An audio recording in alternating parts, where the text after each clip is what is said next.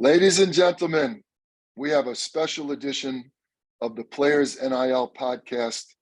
My special guest today, a gentleman that I've known since he was a kid. He's not any longer. Welcome to the podcast, Brendan Kaminsky. Thank you, Mark. I am no longer a kid, although I still think at heart I will always be. But thank you for having me. I'm excited to be here. Well, full disclosure to our audiences, Brendan's family and I have known each other for about 15 years. He's wearing his Tar Heels hat today because I remember when he was there, when it all began. And I want to start off with a couple of easy questions for you, Brendan. The Players NIL is about using athletics and sports to better our lives. And as I just said to you off camera, I don't know of anyone that has done more with their passion for sports than you have. So give us a little bit of background of your family life, why sports was so important to you, maybe the sports den. Your father's a crazy sports fan, I know, but tell us a little bit about how it all began and what your passion was at a young age. Yeah. So first of all, yes, I'm wearing this Carolina hat because of the Players NIL and everything you're doing in college athletics, because we're going to talk a lot about college athletics. So I figured I could represent my alma mater. So wearing Carolina. Sports has been a passion since I was younger. Was a fan, played a lot of sports. And as have a dad that's a diehard sports fan across the board, so would drag us around to games. And I don't mean drag in any sort of bad way, but we would just always go. We'd always be going to games. So Sixers season tickets. Grew up in Philly. Went to Eagles games. Eventually, he built a sports bar, which is where we had, over 7 TVs, and friends would come over for Sunday football and get there at 12 and leave at 7, and it was just part of the DNA. It was just something that always was a part of fandom, when I was younger, I can't say that I sat here and said, I know I'm going to work in sports right now. These days, people are like, oh, I knew you'd end up there. I knew you'd end up at ESPN. I know I'd end up in sports, but I think things fall in place. And when you follow things that you love and your passion, it just happens serendipitously. So I just really wanted to take, something that I loved. And I had, my dad worked in the finance space as a lawyer and, dipped my toe a little bit into the financial services industry and quickly realized that it wasn't necessarily for me. So I know there's a lot to say on the background and path. Tell me what you think would be interesting and where we should take it from here. Well, it's a great story because you developed this passion. It may have been in your DNA, but not everyone accepts that. Some people try to go in different directions. You enroll at the University of North Carolina, perhaps one of the great sports brands in all of college athletics. Of course, we know the great number 23, but there's been so many great athletes and so many great programs. You enroll in North Carolina. It's just fortunate that you happen to be at the beginning of the social media craze. People were still figuring out, what Facebook was perhaps. While you're at school, though, you start to connect the dots. I can do this. I'm interested in this. I know these people. Tell our audience how you connected those dots and what those dots were that all of a sudden, figuratively, the light bulb went off in your head. Yeah. So I did a few different things in school that I think turned out to be relevant today.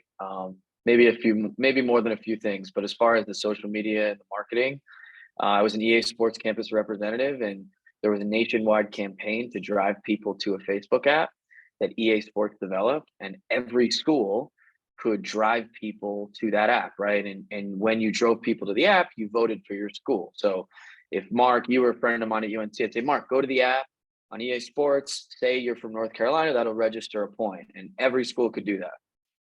It was a 6-week campaign. At the end of the 6-week campaign, whichever school had the most votes, the most students go and engage with the app, won a free Snoop Dogg concert. We won the campaign. Snoop Dogg came and performed. I got to meet Snoop Dogg after the show. And, it was kind of like, this is insane. Like this Facebook stuff, like really turned into me meeting Snoop Dogg and taking a picture with him and throwing this free concert for like the whole school, like that was when it really started to open my eyes. And from that, I did another nationwide campaign for CBS Sports as a campus representative. And all this was outside the classroom. And through the CBS thing, we also won that campaign. I don't remember the ins and outs, but I do remember that we won money that was for charity, I believe. So it was just one of these things where I really was like, I like playing this game of cracking the code of social media and marketing campaigns, and let's see where this can take me. So I developed those interests from that. And then, my biggest real into sports was when I graduated from college. Harrison Barnes was declaring for the draft. I bothered him enough through Twitter, and then this company, this clothing company, my first job out of college, Jackson Jokers, tried to get him a deal or some sort of endorsement. He came in, loved the shirts, high-end clothing, and just kept pitching him on opportunities. And, eventually he believed in me and, made me his social media guy. And I was just helping him with concepts when I was about a year out of school. And it's a blessing because to this day, it's like, I think I was hustling and had a bunch of ideas. I know significantly more now than I did then, which is very obvious to say because college was a long time ago. But like I was young and Harrison gave me that chance. And to this day, I still tell him like, I'll never forget that you believed in me, when I was this young kid who had a bunch of ideas, and I think they were smart and I know it was important to his brand and it went well, but he didn't have to do that. So that was really my biggest entry point into sports. And then from there, eventually ended up at ESPN, and a lot to say there, but through the work of side of kind of independently doing these campaigns and pitching folks on ideas, like I really was able to, I feel like that was the best way to learn. And nowadays in school, they have classes on digital media, social media, and I don't know what that's like, but I do know, and I know there's a lot of professors. Some of these folks are my friends now who I've seen who teach at Syracuse, for instance. I know about, I have a friend who teaches Syracuse social media class, and like, I'm sure they're great. The best experience I think is just doing the hours, doing the reps, working at a company. And so that's what I did. And that really helped pave the way for me. So you're in the early infancy of social media.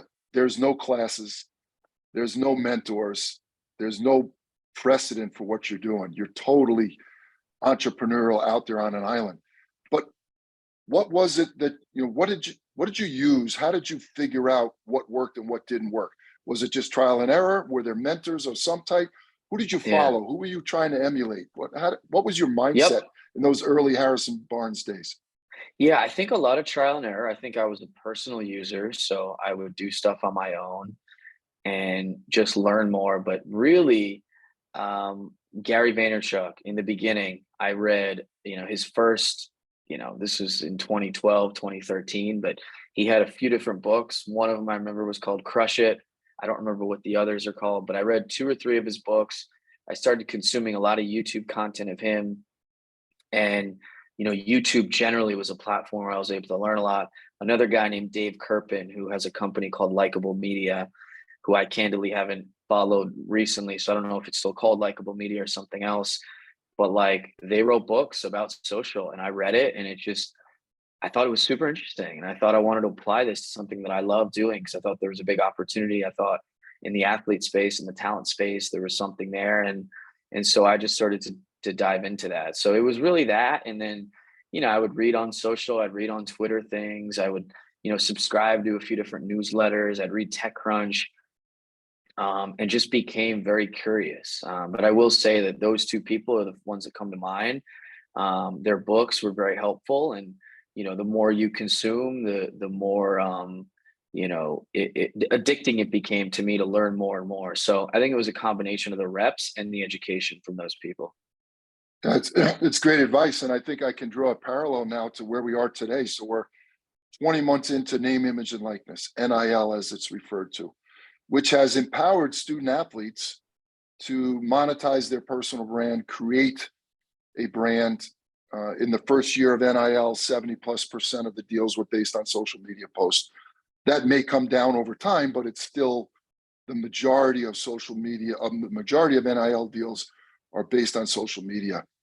But the parallel that I want to draw is, tell us what you're doing today to help the athletes in your, Yeah. in your fold. But more importantly, what can the everyday athlete do based on what you've learned? But let's start with what you learned. You started at ESPN as an intern. Next thing you know, you're in the room with some of the most celebrated sports journalists and figures in the world. What was that Yeah. journey like? Yeah, the ESPN journey, I like even yesterday, I was just thinking about it and I was going through my camera roll and I have way too many videos and photos from the different events and things that I did while I was at ESPN. And just looking at those, whether it was at the NBA finals or NFL draft or being at the Sports Center studio in ESPN or interfacing with talent and shooting some of these world renowned journalists, like, man, I was thinking about it, I'm like, I'll never forget that. And ESPN is the biggest platform that I could have been given, I felt like, and I'm so thankful. But yeah, what that journey was like was, it was business school for me. It was business school. My MBA for the sports industry is the way that I have viewed it. And I think that the biggest thing I took away from it is the people around me who also were hustling, who don't move to Bristol, Connecticut because they think it's a great place to live. Now, I'm not saying it's not a great place to certain people, but for a lot of people, they move there because they're very passionate about being the worldwide leader, and they don't care what it takes to work with the best, to be working on the biggest platforms.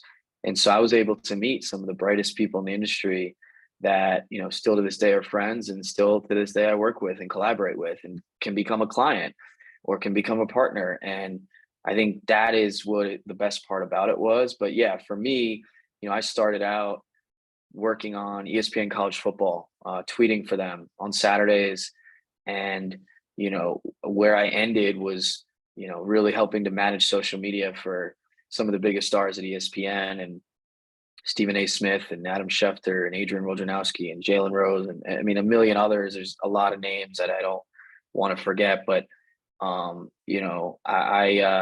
was, when I was growing up, I was fans of these guys, just like, guys and girls like you were, and like a lot of us are, and still to this day. So I just felt really confident in sort of the um, knowledge and skill set that I was bringing. And I think I was just fortunate that like they just don't have that skill set because they're superstars for other ways, right? In ways that I could never be.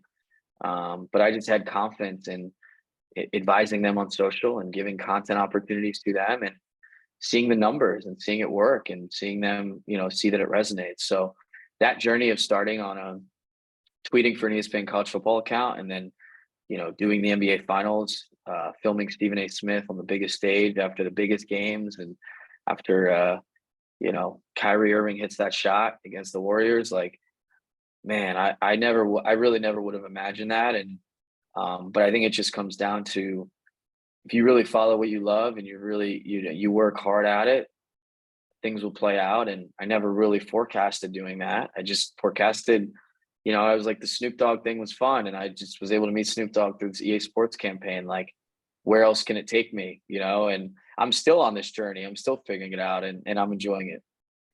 Well, the market's changed, right? And so, you have to adjust. As they say, the goalpost gets moved all the time, especially in name, image, and likeness.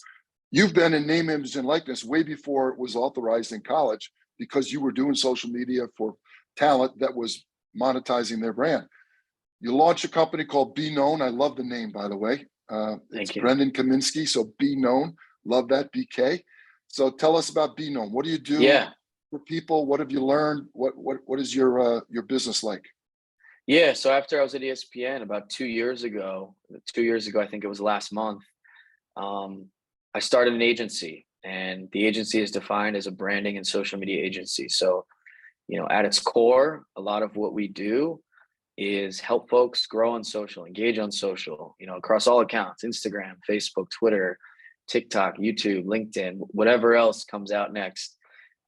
We need to be on the forefront for our clients because, that's what they rely upon us for. So, we might work with a media personality, Could be an athlete, could be an influencer, could be a brand. I'm playing kind of both sides to it. Could advise brands and really want to be a trusted resource in the digital space and sort of be on the forefront of what's next. Not a traditional agency, not doing on the court, on the field, focused on opportunities on building your name, image, and likeness, as you say. And I wanted to scale out what I was doing at ESPN as I was working with talent, and I loved it, and I loved the people I was working with. I wanted to not be limited to just ESPN or just media. If there's other opportunities, if there's a football league, if there's a professional current athlete or now college athlete, like I want to be able to have those opportunities. And that was just something that I was passionate about. So that's what we do. People come to us for digital help and how to build a brand. And if there's marketing opportunities that come along the way, we want to funnel in those for people. And also advise brands on how they should be using talent, and that's what I kind of view my work at ESPN was. I was advising ESPN how to use its talent or how they should be sort of activating them at events or how they should use them for ESPN Plus and Instagram. So, why not bring that same strategy to others with talent that they're working with? So it's been super fun over the last 2 years to figure out what makes sense and what works. And just having that flexibility of not being only like TV people or only athlete or only this sport or that team is something that I really enjoy and the team really enjoys, and I'd be nowhere without all the people that work with me on this stuff. I love it. So as I said, we're 20 months into name, image, and likeness for college athletes, and I think currently about 25 states plus the District of Columbia. What surprised you most in the first 20 months of collegiate NIL? Anything that you can put your finger on? I think one thing that surprised me is how, as I've been talking to, as I've talked to some athletes, as I've gone to some events and just poked around, like how unprepared so many people are. And if you are at the top of the top, you're already a pro. You're already going to get 6, 7 figure deals. You're going to have a marketing agent who's top of the industry who wants to sign you as a client. But a lot of the folks, the 98% folks, the folks that,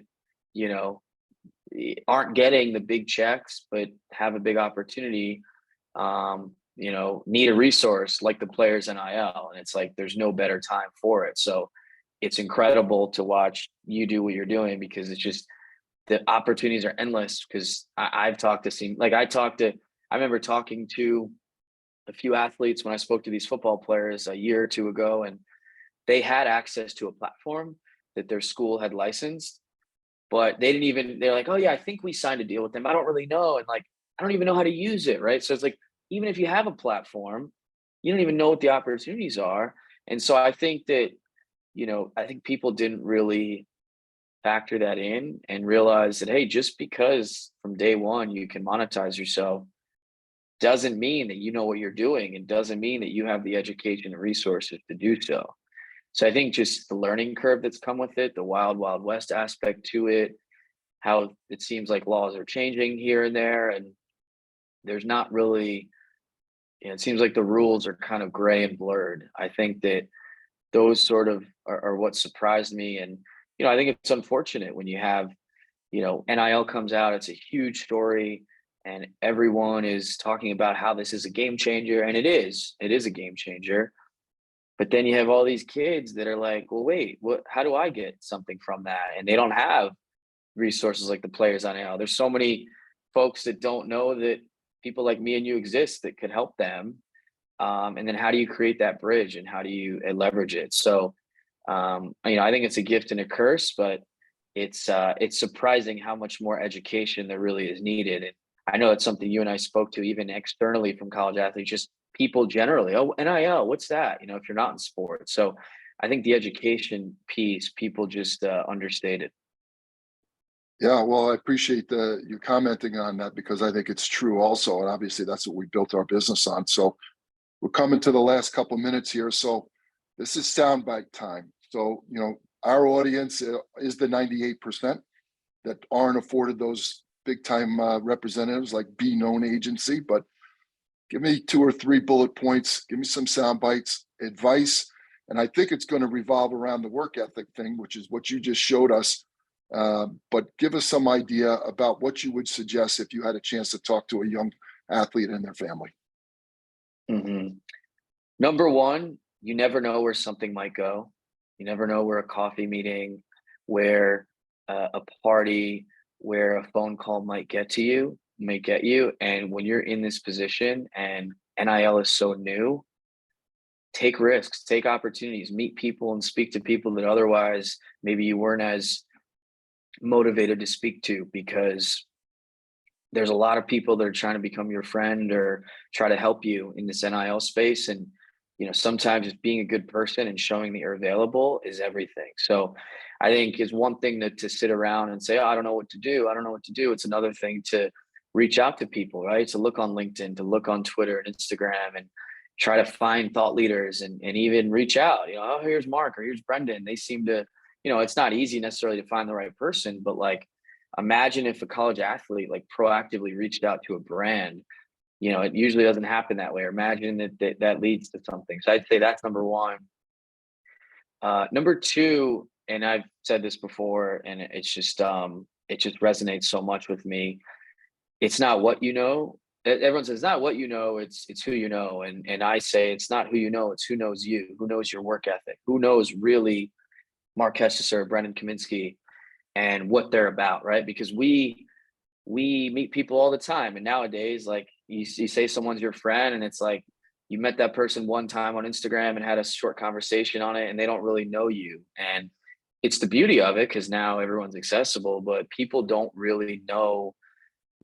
They don't know your work ethic necessarily. So when you make an introduction, when you meet someone, if that's a contact that you really feel strongly about and think that can be helpful, like keep in touch. I mean, when I got to ESPN, I had a touch point. So before I was at ESPN, I got a touch point with a person that worked at ESPN, but it's not enough to just meet that person. I had to send them a lot of emails and say, have you ever thought about doing this? And here's something I worked on. And so it's really about who knows you, your work ethic, and what you're about.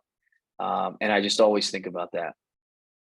Well, I think those are great words of advice, and we're gonna chop that up and push it out on social, because I think kids will resonate with it. If people want to get in touch with you, where can they find you? What are your handles? What's your website? Yeah, my website is beknownagency.com. So BKNOWN. There's no E in the middle. And then we're Be Known Agency on Instagram. I am B Kaminsky on Instagram. And, I'm on too many social platforms myself. LinkedIn is a great platform. So if anyone happens to be listening and wants to chat more, LinkedIn is a good place for that. Mark is very active on LinkedIn as well. I suggest you give him and the Players NIL a follow. But yeah, Instagram and LinkedIn are two great ways, or of course emailing. So Brendan at beknownagency.com. So a lot of different plugs there, wherever you find. That's the thing. It's like in this day and age, Mark, everyone is accessible. I truly feel that way. Right.